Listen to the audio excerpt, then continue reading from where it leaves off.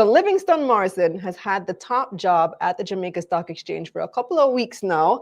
And we want to know how it's been going and what plans he has for the future of the JSE. Joining us for the first time since his appointment is the newly minted CEO of the Jamaica Stock Exchange, Livingstone Morrison. Hi, Livingstone. Good evening and welcome to Take Stock.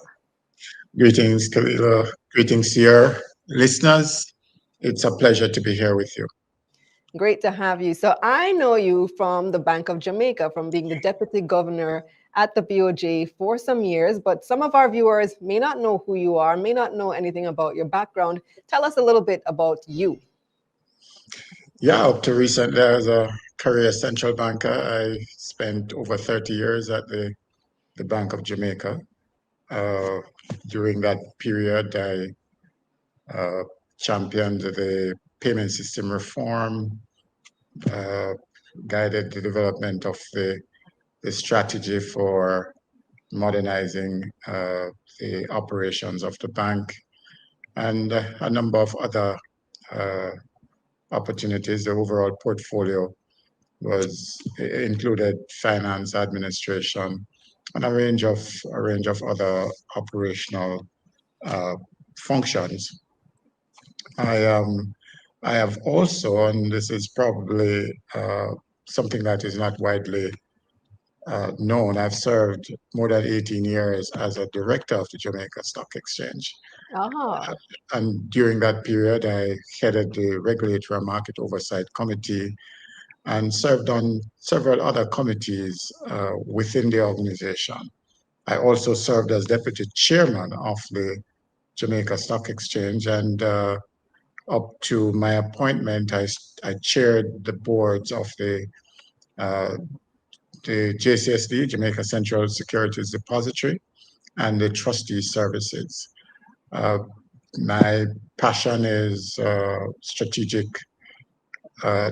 plan, developing strategic plan, people development, and of course, modernizing payment systems and financial market infrastructure. Those are areas that I've been very passionate about. I've had the opportunity to serve across the region for more than 10 years. I was the deputy chair of the Western Hemisphere Payments Forum, where we focused on modernizing payments and settlement systems in Caribbean jurisdiction. So it has been a varied set of experiences, and I look forward to bringing those experiences to bear on my job, my new job at the Jamaica Stock Exchange. So you do come with extensive experience, as you've outlined, and specific experience to the Jamaica Stock Exchange, having served on the board as well. What prompted this transition from career central banker to now managing a stock exchange? Heaven knows there are easier things to do with one's time. But I'm passionate about service, and I was in Belize, your home country. Oh, nice. Assisting the central bank there. And a number of colleagues spoke to me, and the essence of their message to me is that, the country needs me. So I jumped on a plane and came back. Oh, you were doing some consultancy work in Belize? Yes. Oh, okay. Yes, So I was you're back for 2 now. years. For 2 years, yes. 2 whole years. Look at that. I hope you liked it. But you're back now and here to run the stock exchange. What would you say are the things that you are focusing on in the early days of your CEO-ship? So I'm very sensitive to the fact that Dr. Street Forest, who I succeed, has been an iconic figure, transformational leader. She has championed the development of the Jamaica Stock Exchange, and by extension, the capital market here in Jamaica. I'm very sensitive to that. She has strong relations within the organization, and we're going through a change. It's a significant change. There are many team members who know no other leader apart from Dr. Street Forest. Yeah.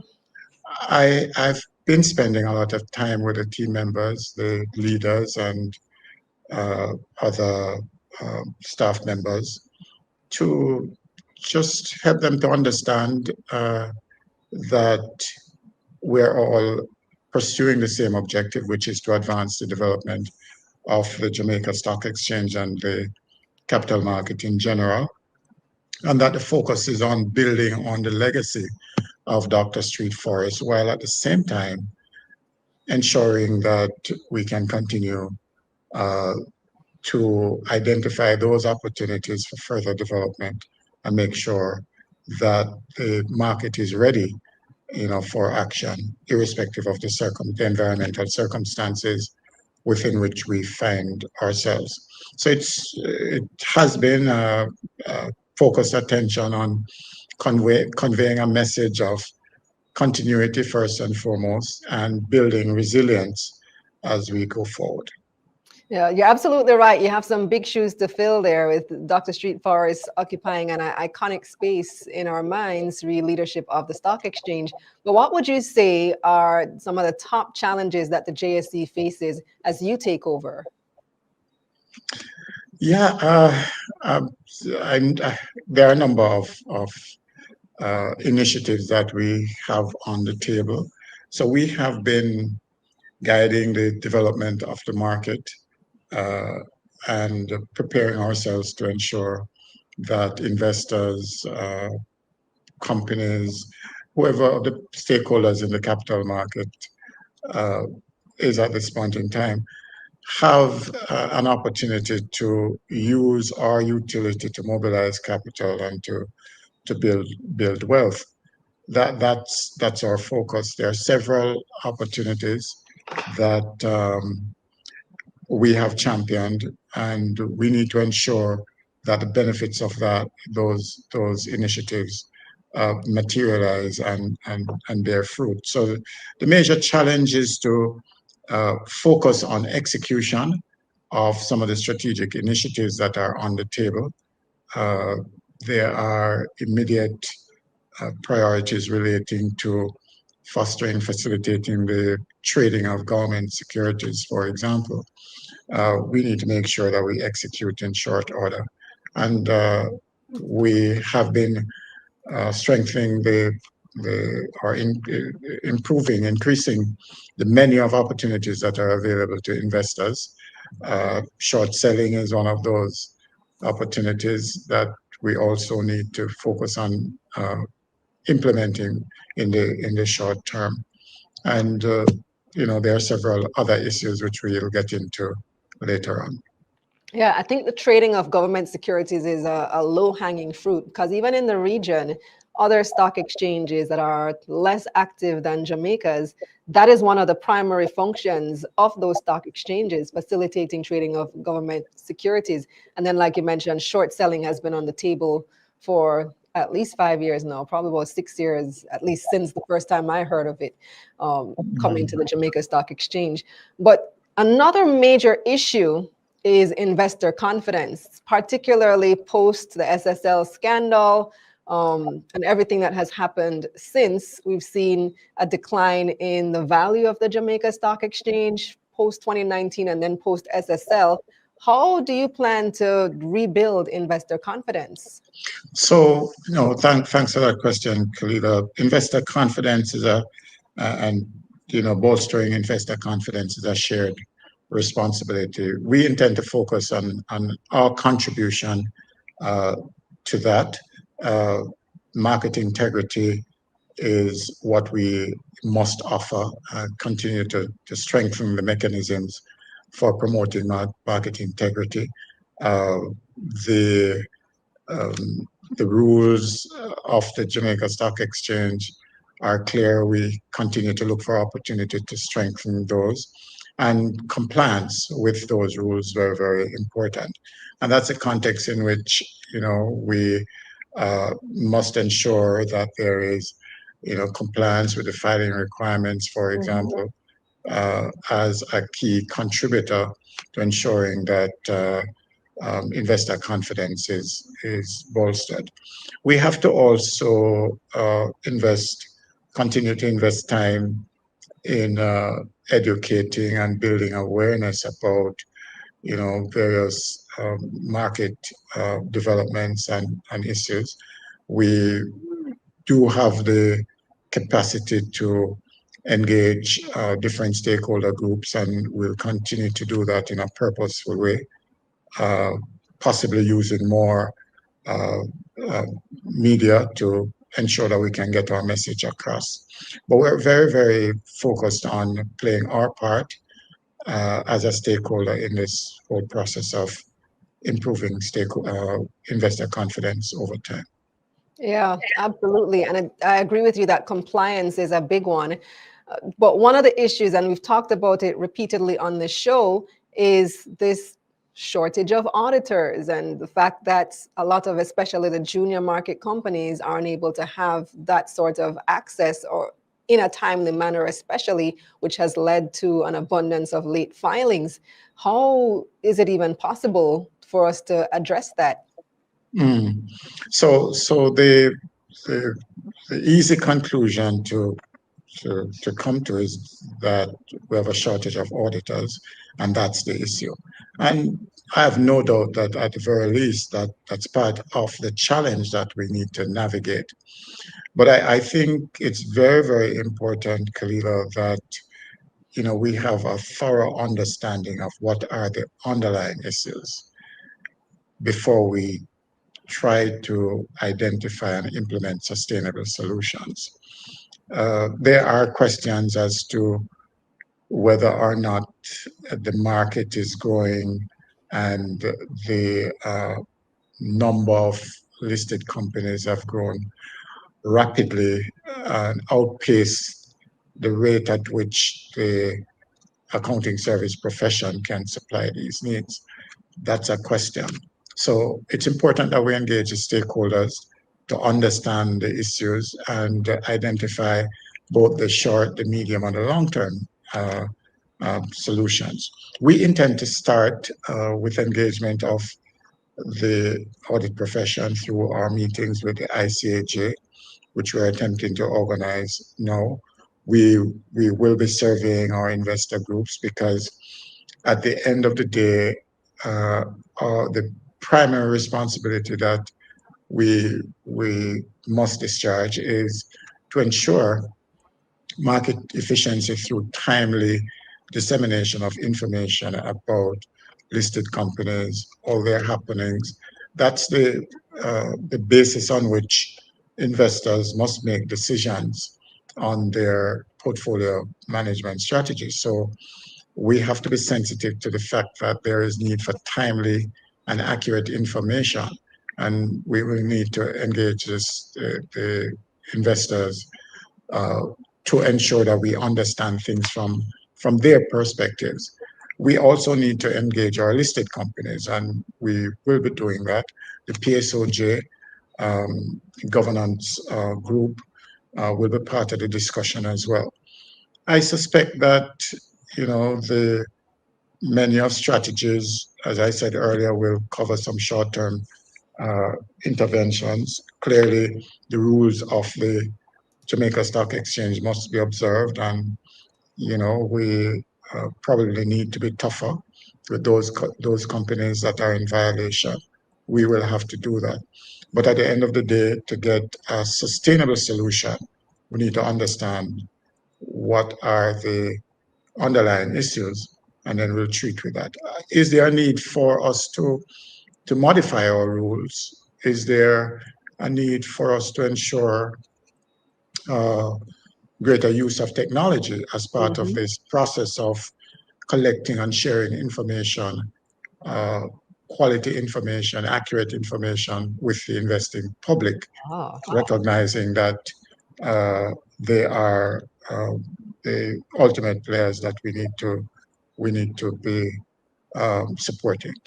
Do the auditing firms have to be local? Do they have to be based in Jamaica? Because with, like you mentioned, technology, this type of work can be done from anywhere in the world. Yeah, and the audit firms are based locally, but they do have international reach and connection. At the end of the day, we need to ensure that there is quality auditing services available to all the companies in a timely fashion. How we do that, we will have to see. So could we hire a firm? Like, let's say I had a company that's listed on the JSE. Is it allowed? Is it in the rules that I could use a firm based outside Jamaica? Or is it just that the company has to have knowledge of Jamaica's rules and regulations? I'm not sure that the rules governing the provision of audit services in Jamaica allows for that. But in any event, most of the audit firms are part of a global network, and I suspect that any firm that is going to qualify for uh, providing audit services in Jamaica will have to be ranked on that level. And I don't think there are many outside of those that are here with us. Mm. Yeah.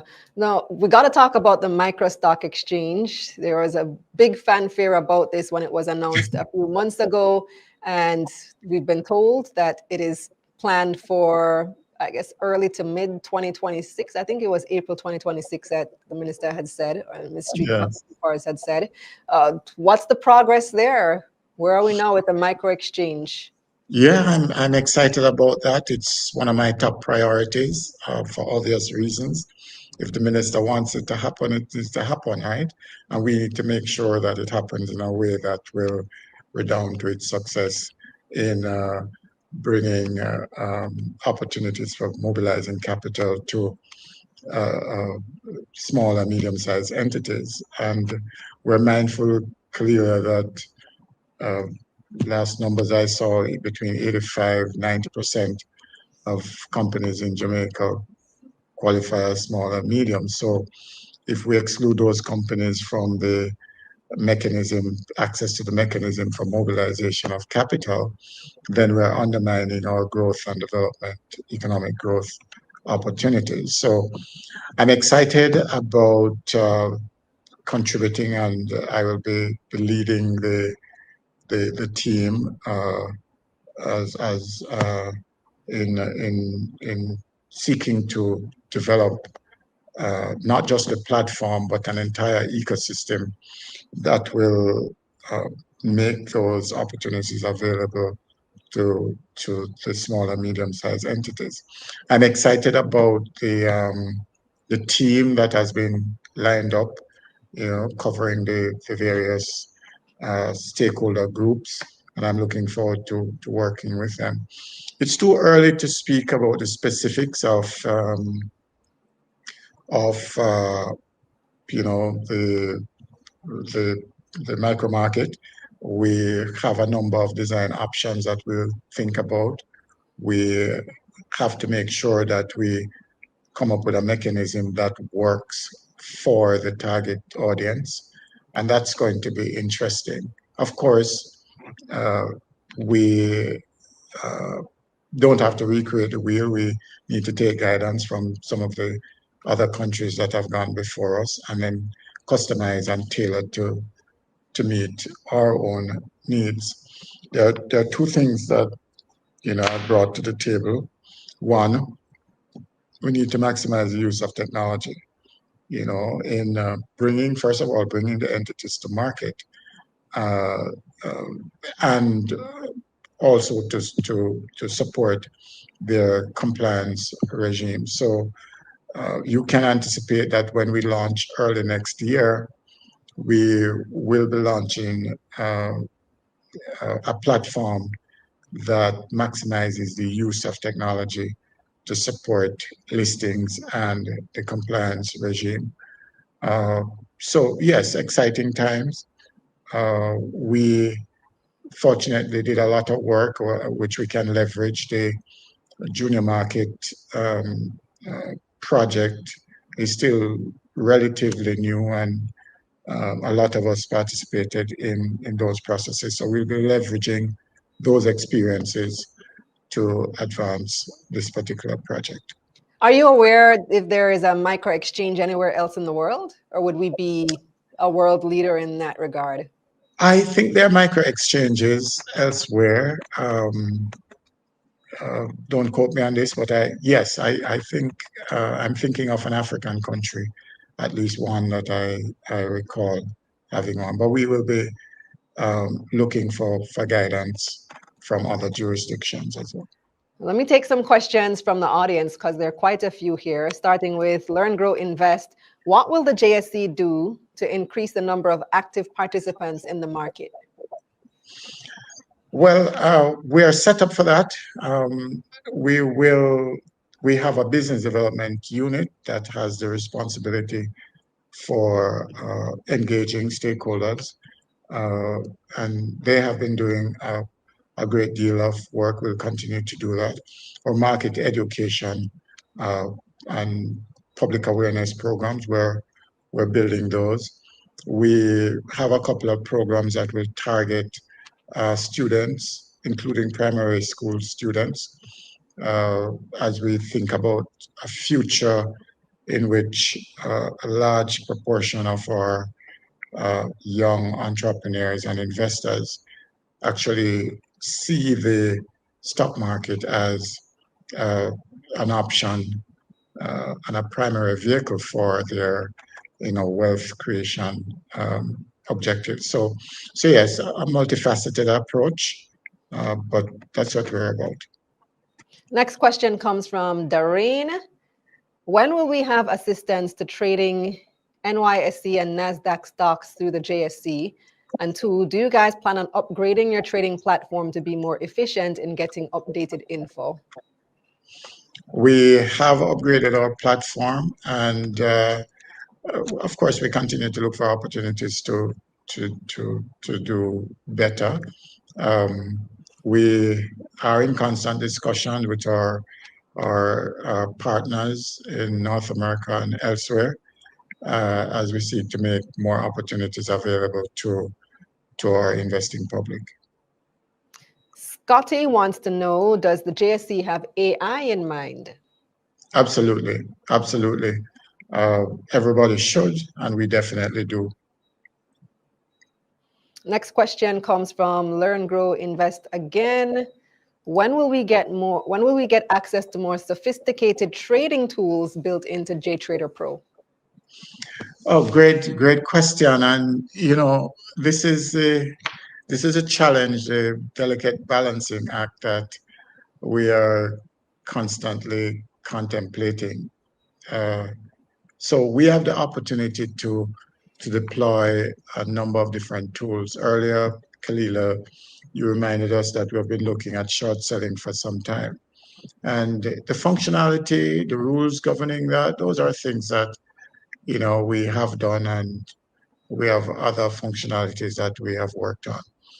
The challenge, though, is that we need to make sure that, when we invest in these upgrades and new market functionalities, that the stakeholders are ready to deploy those tools. So it's a delicate balancing act, which has to be grounded in engagement of stakeholders generally, and to bring to market what they consider to be the most appropriate tools at particular points in time. We are very, very keen on ensuring that investors have a range of tools to advance their investment objectives. But, until they are ready, we can push, but we have to kind of find that equilibrium between what is being demanded and what we are investing in providing. Grandeur Food says, beg your higher dividend payout, new CEO. We have, and I must say to our investors, these are investors in the Jamaica Stock Exchange. Most people don't appreciate that we are, except for our investors, our shareholders, of course, that the Jamaica Stock Exchange is a listed company, and we are mindful of our responsibility to ensure that we run the company in a prudent fashion, so that we can continue to pay attractive dividends to our shareholders. I'm going to take a couple more questions. Ryan says, I would like for you to change the rules to prevent companies from doing an APO. Interesting. And, I've heard some interesting things over the last couple of days. And, we're mindful that with APOs and with the significant increase in listings generally, what we're doing is providing more investment opportunities to Jamaican investors and investors generally.